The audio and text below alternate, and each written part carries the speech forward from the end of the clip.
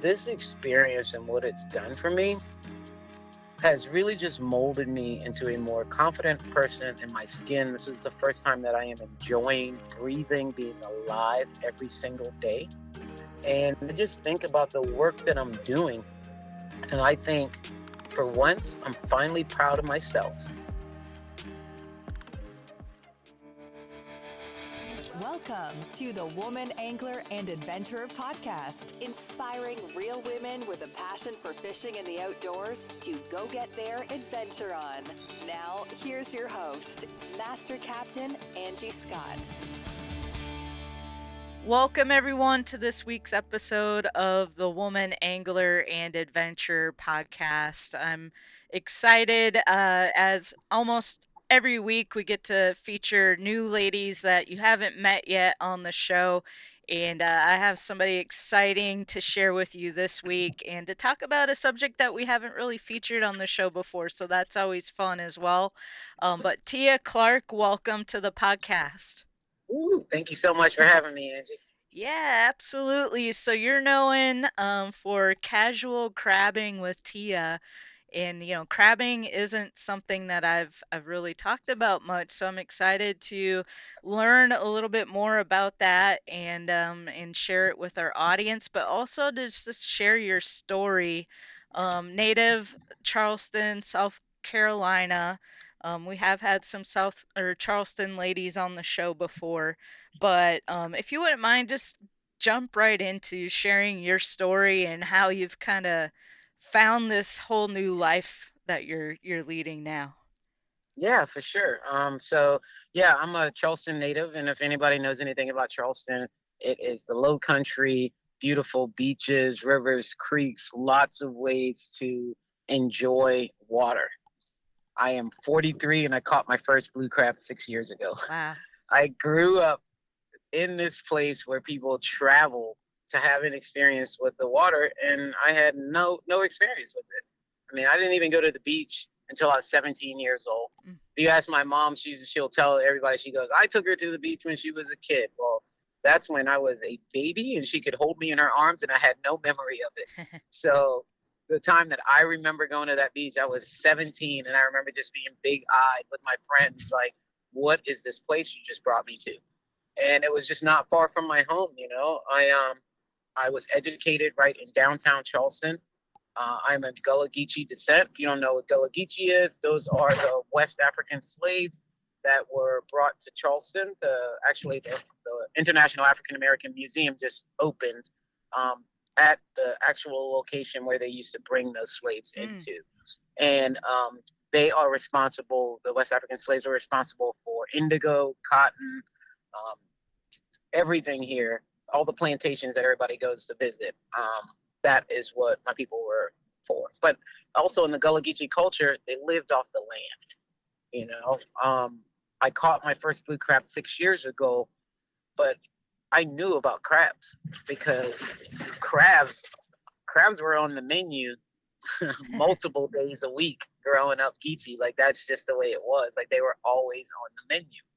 And so when I went crab, when my cousin took me crabbing for the first time, and this crab came out, it was like, you know, I honestly I was angry. Everybody thinks I was just so happy, but I was mad because I felt like somebody had like duped me. Like I knew about these crabs, and the moment that crab came out of the water, I was looking at my cousin scratching my head like, what is this crab doing here? Like that is the first reaction I had. Like, why is this here? Not even like, yay, crab. Hmm. But 6 years ago, I catch my first blue crab, and it's kind of just changed every single thing about my life. I was in food and beverage before I did this, and I lived the typical food and beverage life where you stay up all night, drink all night, sleep all day, go back, wash, rinse, repeat, do it again. That's what I did for 2 decades. And I also smoked cigarettes the entire time I did that. And I wanted to quit smoking cigarettes. This was just something I just really wanted to do, but I couldn't achieve it because the last bar that I worked at was one of the last bars to ever go non-smoking. Mm. So I just couldn't quit when I was working in a bar with people just blowing smoke in my face. Like it was just impossible. It's like standing inside of an ashtray and trying to quit smoking cigarettes. It just was not happening. And but then the bar finally went non-smoking, and I said, "That's it. I'm gonna quit." So I quit smoking cigarettes, and I'm like, "Okay, I got this good. I'm doing something good for myself. Finally, I'm gonna make this change." And I did that, and then within like 3 months, I was like pleading to die. I was like, "Somebody kill me!" Like I was covered in hives. My right hand was just, I mean, I had total body inflammation, but for some reason my right hand just kept blowing up like a balloon. I have no idea why, it was just my right hand. Well, that's my dominant hand. Mm-hmm. So I worked behind the bar 4 days a week at this dive bar, but I made more money than my wife that worked for the state for over a decade. So swollen hand or not, I had to go to work. And so I was just feeling bad. And I went to the hospital. I went to the hospital every time because when I say like my right hand would swell up, it would swell so big that I couldn't make it into a fist. Mm. And Wow. so the first two times I went to the hospital, they were like steroids instantly. First thing they said was, "We're going to give you steroids." Well, the third time they said, "We can't give you any more steroids." And I mean, mind you, I am standing in this hospital covered in hives. Like I'm crying. My hand is so swollen. And I'm like, "What do you mean you're not going to give me steroids?" Because that was the only thing that had been working for me. Mm-hmm. Um, but they said they gave me too much too fast. So they referred me to a holistic lady that made me go get labs. Came back to her. She told me that I was premenopausal at 37. Mm. She also told me that she suspected I had an autoimmune deficiency, and she put me on an elimination diet. Now, when I went to see that woman in 2017, my waist was almost 50 inches, my pant size. Mm. And the elimination diet, which took everything out of my diet, which had me eating literally all I could do was choose a protein, choose a different vegetable and fruit, and change it throughout the week. But it was like super clean eating. But what that caused was for me to start shrinking, you know? Mm-hmm. And everybody was just like congratulating me. But for me, I felt better. Like I really wasn't about the weight. None of it was. I wanted to die. And so when the hive stopped, I was just focusing back on like, okay, I can breathe again. And I started feeling better 4 months into working with this woman. And she says, "Tia, you are doing amazing. I want you to find a way now to get physically active for 30 minutes a day." Mm. And so I didn't want to do that because I'm just not a gym person. And in my head, all I thought was, this woman wants me to go to the gym and I'm not doing that. And so my cousin suggested that I go crabbing with him. And he took me crabbing. Uh, and in a matter of 2 hours, we caught blue crabs. He taught me how to throw a 7 foot cast net, Mm-hmm. and I cast it for live bait. I took that live bait, I put it on a fishing pole. I caught a whiting. I was just in it, you know, like this day was just like a magical day. And then I was just like, wait a minute, how could I have this experience? Like, I go home, I cook this food, and I am mad. Like, I'm happy because I have fun, but I was mad. I called my mama. I yelled at her on the phone, like, what is going on? Like, how did you never, why have I never had this experience? You know, like, so upset about it. My mom just tells me that I get it when I get it. I laugh at her. And then I started crabbing all the time. I would crab every day. Wow. And it's kind of funny. I tell my guests this, like, it's funny that it's a crabbing business because when I first started posting pictures and stuff, it would just be like my wagon with my rod and like my cast net or a live well bucket. Like, it wasn't even me sharing crabs at the beginning. It was just more about my health journey and getting out on the water every day. Mm-hmm. But all I knew was I had to get to the water because if I didn't, the days sucked. Like the days sucked before I found it, but once I found crabbing and started going to the water every day, I mean, it was like every day was good. It didn't matter if I went to the bar and it was an awful night at the bar. I still had a good day because of that time I had on the water. Mm. And so I would just put myself there every day. And then I would post pictures and my one of my homies, he took one of my pictures and came up with a Facebook page called Casual Crabbing with Tia. I didn't even start it. Like, it's amazing because this is the best thing that's ever happened to me, but I was kicking and screaming all the way to the spot, you know, like I just wasn't buying it. And he created this page and then people started messaging me and asking to come crabbing. And I honestly, I turned them all down for about a year. I think it was just over a year Wow. before I actually accepted, before I let somebody come out on the dock with me. And I did that and just didn't think anything of it. You know, I kept taking my family and friends out, and they would all say, "Tia, I think people would pay you for this." And I would say, "No." Like, I was like, why would I let people come to my hometown and take stuff out of the water? And I just deny it the whole time. I was. I mean, it's got to be balanced, right? Okay, here's this job I get. Like, everybody's telling me create this crab world, but they're telling me to create something to just constantly have people coming and removing stuff from the water. Nothing about putting anything back in it. Hmm. And so I just didn't think it could be sustainable. And I was like, well, I'm not gonna quit. Like, the way they were talking, they're like, you should quit your job and do this. And I'm like, well, I'm not doing that. Like, obviously, I'm gonna quit my job, and then they're gonna take everything out of the water, and I'm never gonna be able to have this business again. But I accepted. I took people out, and then the Facebook page that I did not create. After I had this experience with these friends that I allowed to come out, somebody sent me a link through that page to join Airbnb experiences. And I ran home, like, just like, oh my God, I'm telling my wife, I'm like, you got to check this out. Look at this thing. Like, I don't want to do this, but check this out. And she looks at me and just starts typing up the submission. I'm telling I'm telling her why I don't want to do it, and she's just typing it up. She literally types if you go on Airbnb to this day, my wife typed that stuff Oh up wow. and submitted it. And Airbnb accepted the pitch within like 2 weeks. And I took my first Airbnb experience group crabbing at one of our public docks on July 2018. And by November, I was on a plane, and Airbnb was flying me to San Francisco, and they told me I was one of the top four exceptional hosts in their worldwide market. Wow. Yeah, tell me about it. It was crazy. That's exactly how I felt, Angie, because I got there, and when I got there, I was the only person from the United States there. Wow. And so for me, being a person that doesn't know anything about Airbnb's platform, like never stayed in an Airbnb, never taken an Airbnb experience, like here I am now in San Francisco in this boardroom with these other three people from around the world, and they got us like in front of these CEOs, and they're kind of just like rolling us out, like, hey, this is what we've been doing with your money for the past few years.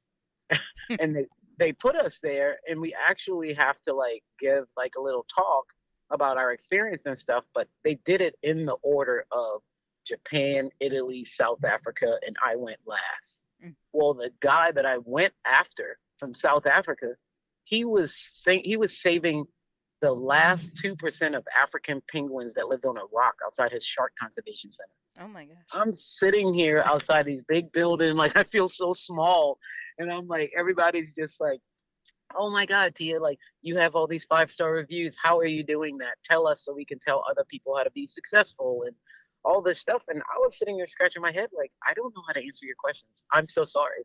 Like, maybe you flew the wrong person out here, you know? It was really like, I mean, it was so eye opening to me. And I really didn't feel like I belonged at that time.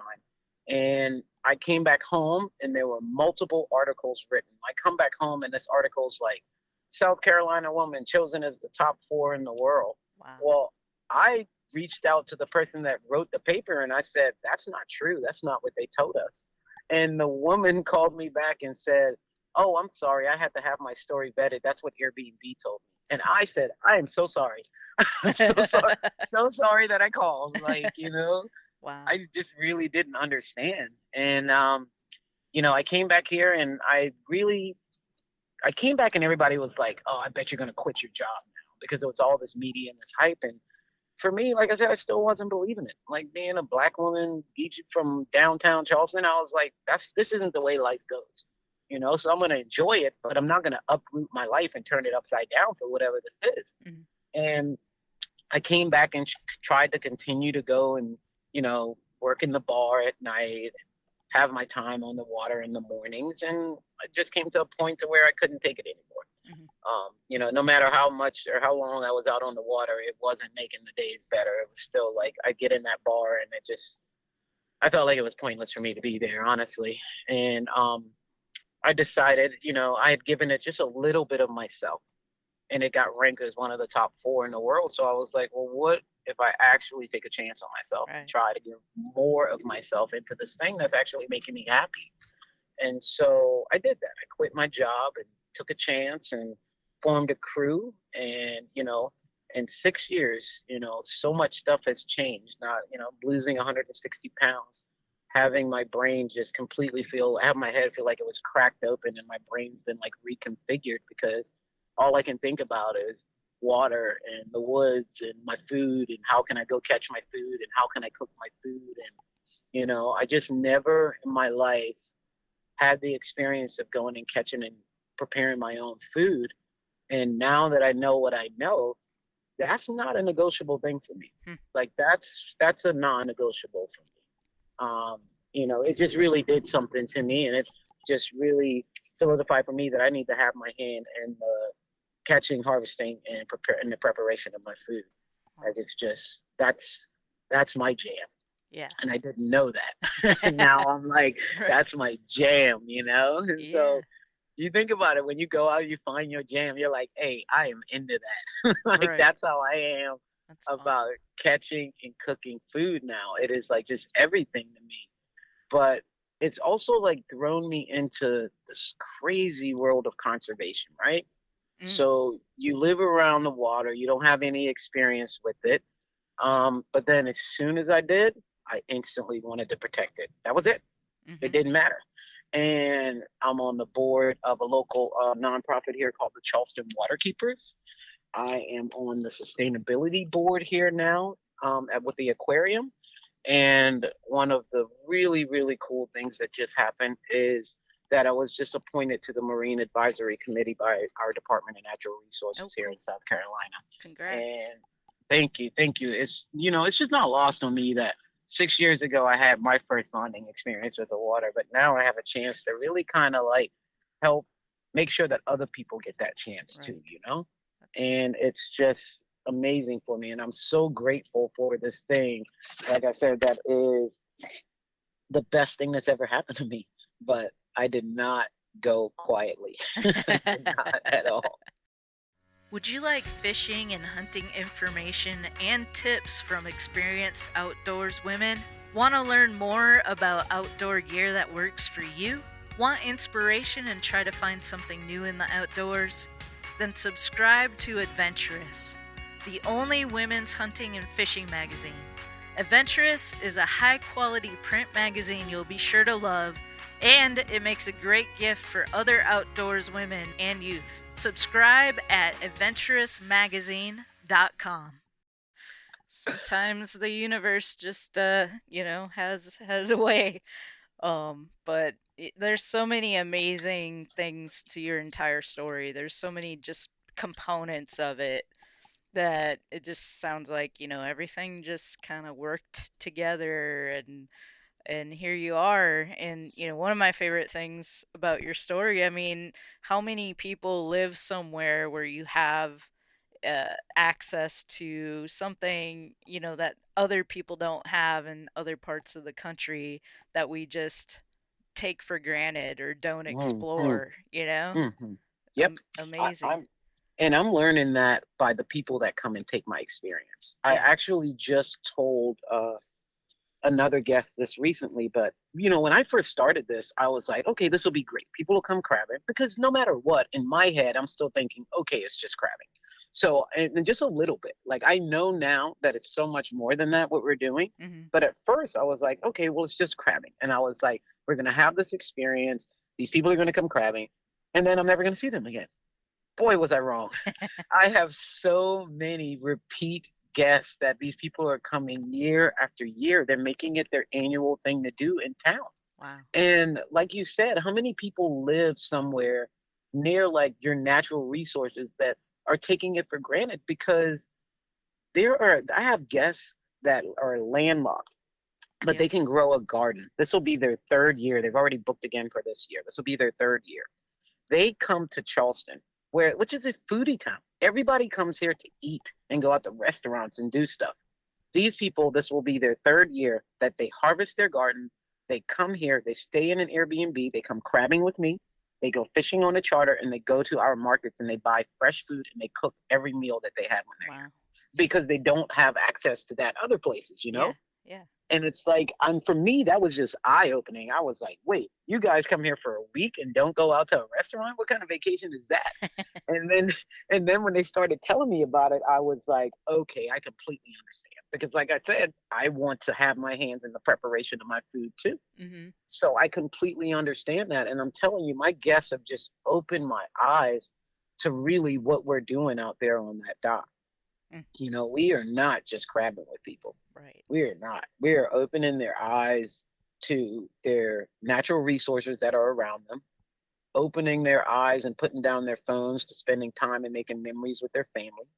Like, it's just crazy. Like, I can't believe that this is what we get to do every day. And to watch people's lives, to watch people actually be moved by this every single day, it's incredible. It's It's absolutely awesome. incredible. So speak to, you mentioned going into this, you had a bit of fear that it wasn't going to be something that would be sustainable going out there every day with different groups of people and pulling the crabs out of the water. Like how is have you found that wasn't really going to be the case? Well, everyone that comes crabbing with me purchases a saltwater fishing license, Mhm. 16 and up. That money goes to the Department of Natural Resources and it goes to programs like the SCORE program that we've partnered with. That is the South Carolina Oyster Recycling and Enhancement Program. They collect recycled oyster shells from throughout the community, restaurants, people that have oyster roast. We take those oysters.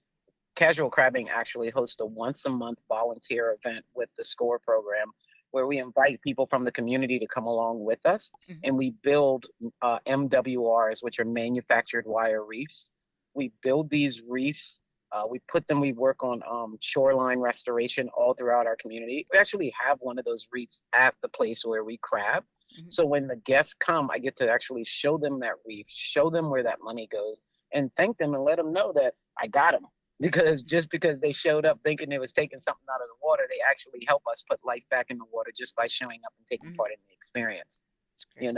And I never tracked this. Like, this is our fifth year into this. Well, I never kept track of it until last year. And last crabbing season, which I know this one is already beat it, we generated I think over $55,000 in license Wow. money for the Department of Natural Resources by the business existing. Wow. Then the once a month volunteer event for 3 hours a day generated over $11,000 in match dollars. All of that just from the business existing. Mm. For me, that's how I know that this thing can sustain. And if I were to, and then my plans are to move to take it up further and to bring that representation, bring those oyster reefs, put oyster reefs wherever we're crabbing, and really teach people and show them that these are our natural resources. It is our duty actually to protect them. It really is. And it doesn't take a lot of work, but if you're going to use it, you need to learn how to protect it. Mhm. And ignorance is bliss. People can go out there and say they don't know as long as they want. In most towns, the Department of Natural Resources has a bad rep because anytime somebody hears DNR, they only think of the warden. They don't ever think of all the good stuff. They only think of the warden and the tickets. Mhm. They don't think there is a Department of Natural Resource facility that you can go to. Those people will stop working and answer your questions because your tax dollars pay their salary. Like, those are our resources and our buildings. You have to go take advantage of that stuff. Every time I go there, every time we go do a volunteer event and we post it, I always get messages. People are like, "Can I bring my kid? I didn't know you could do that. I didn't know this is something that we do." And it's like, because nobody focuses on the good stuff. They only focus on the bad. Mhm. And so I'm trying to, really bring light to the fact that the department is actually there for us, not to hurt us. It's to protect the wildlife, and it's to make sure that we are able to use these resources for days to come. You Yeah. know? Well, I love that that's a huge aspect of your life and what you do, and that, you're not just there to enjoy the resource and take, but you're also contributing and doing all these volunteer efforts and serving on boards and getting the communication awareness out there about the importance of sustainability. Yes. And so that's so important. I'm looking at your Airbnb experience page right now. I mean, you're 643 reviews and a 5.0 rating. That's just amazing. I actually ran an Airbnb experience there for a little bit. I had an Airbnb, and then I got my captain's license and I started doing charters, and I was actually doing pontoon karaoke. So I Oh, was that's awesome. yeah, I was taking people out on my pontoon pretty much right when Airbnb launched the whole experience aspect of it. And I would take people out on the lake and we'd just cruise. And I'd had a little portable karaoke set up on the boat and people would sing. And That's pretty awesome. yeah, it was a lot of fun. It was a lot of fun, except for I had some groups that were not very good singers. And then I'd be like, looking at my watch like how much longer do we have like and I bet. on the flip side I had other groups that were like amazing and I was like oh my gosh I could sit out here for hours, this is like a concert and listen to these Oh, people that's sing, they're fantastic. so talented. I know. It was a lot of fun until COVID hit. How were you affected by that? Well, I was hit hard. So Yeah. when COVID hit, all of my bookings came through Airbnb's platform. All Hmm. of them. Like that's how I started. So I always just stayed on Airbnb's platform. Well, when COVID hit, Airbnb shut down. Hmm. Well, I was outside. I had access to a private marina. I had a long dock that I could just lower my group size and really kind of cater and make this outdoor experience that everybody wanted to do. And so I was frustrated because nobody could reach me. And so what I did then was I booked out my own platform. I built my own platform. Um, and with the casual crabbing platform, we started booking. Airbnb came back and we outbook Airbnb easily because there's been so much media around it. I mean, it's been People Magazine, Forbes, Southern Living. I mean, my Amazing. wife jokes and goes, "What publication have you not been?"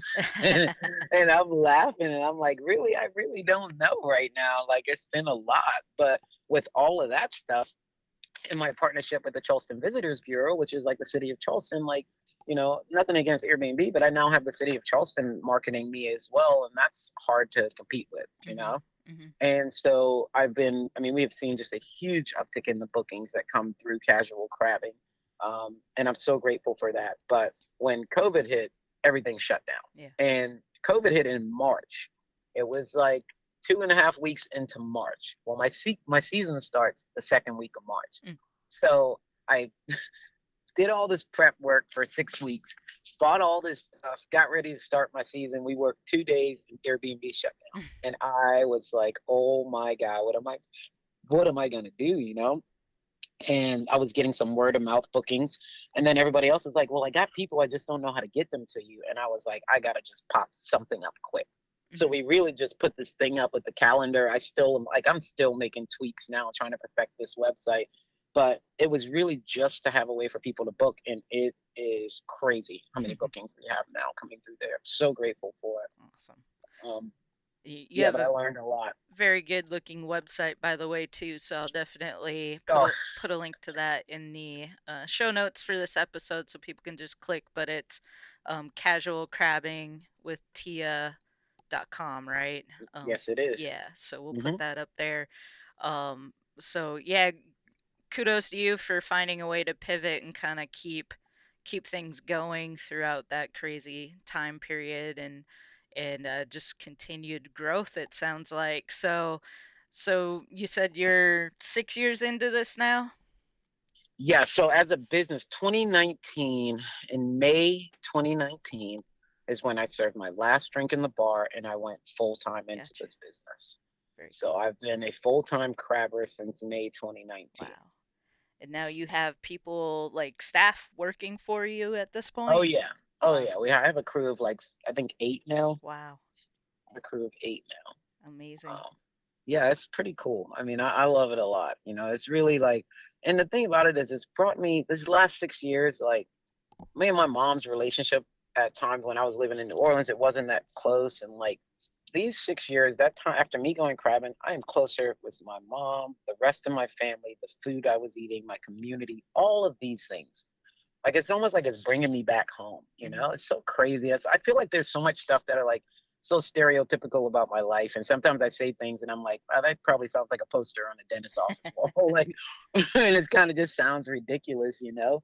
But I can't just stress how real and how true all of those things feel to me. Like Yeah. they just really do. Like everything about me has really just been moved by this experience. And, I hope that taking these people crabbing and creating this world for me and my crew to be in really just continues. And I'm just so grateful for the opportunity and for, like you said, the universe kind of waking me up, because we can put energy into whatever we want. Mhm. You can go to college for 4 years, think you got all this stuff planned, but you have no idea.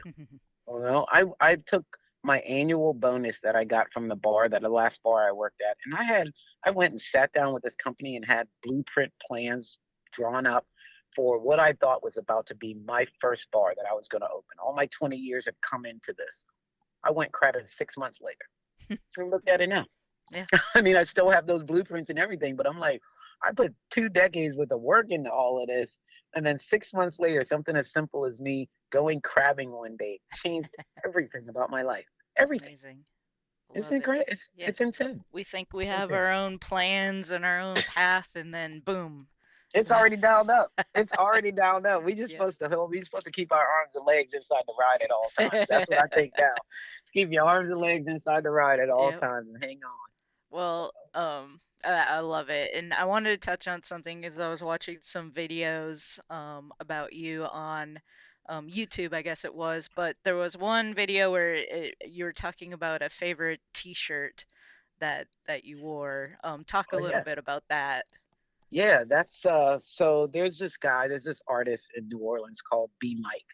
And that shirt is from B Mike Studio and it says, I am my ancestors' wildest dreams.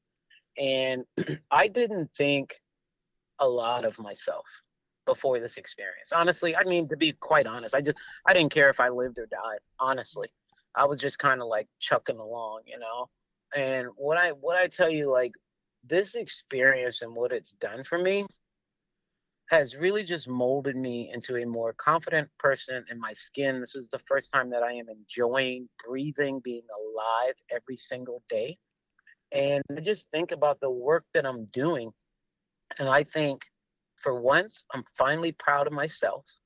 And I wear that shirt to really add more for me to feel even more prouder of myself, because man, can I only imagine what my ancestors really think about what I'm doing right Hmm. now. They probably really sitting up there hooting and hollering over what I got going on.